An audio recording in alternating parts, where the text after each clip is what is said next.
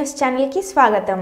ప్రతిభ ఎవరి సొంతం కాదని సత్యాన్ని నిజం చేశాడు ఓ 12వ తరగతి చదువుతున్న విద్యార్థి।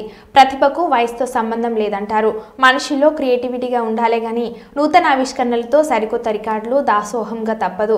ఆర్యభట్టు, ఐన్స్టీన్, ఆర్కిమెడిస్ నుండి నేటి వరకు శోధించే తత్వమే మనిషిని నూతన పరిజ్ఞాన సృష్టికి ప్రేరేపిస్తుంది। ఇందుకు నిదర్శనంగా మధ్యప్రదేశ్ గ్వాలియర్కు చెందిన 12వ తరగతి విద్యార్థి మేధాంశు త్రివేది 5 ఏళ్ల పాటు శ్రమించి తొలుత ఓ బుల్లి డ్రోన్ను తయారు చేశారు। అంతటితో సంతృప్తి చెందని అతడు మరిన్ని పరిశోధనలు సాగించి మనిషి ప్రయాణించే డ్రోన్ ట్యాక్స్ని తయారు చేశాడు। దీనికి MLTT-01 అని పేరు పెట్టాడు। ఇది 60 కిలోమీటర్ల వేగంతో 80 కిలోల బరువు గల వ్యక్తిని 6 నిమిషాల పాటు గాల్లో మోయగలదు। 3 నెలల పాటు శ్రమించి 3.5 లక్షల వ్యయంతో ఈ డ్రోన్ను సృష్టించారు। తాను తయారు చేసిన డ్రోన్లో తానే ప్రయాణించి తన ప్రయోగాన్ని విజయాన్ని అందరికీ చాటారు। ఇందుకు సంబంధించిన వీడియో సోషల్ మీడియాలో ప్రస్తుతం వైరల్ గా మారింది।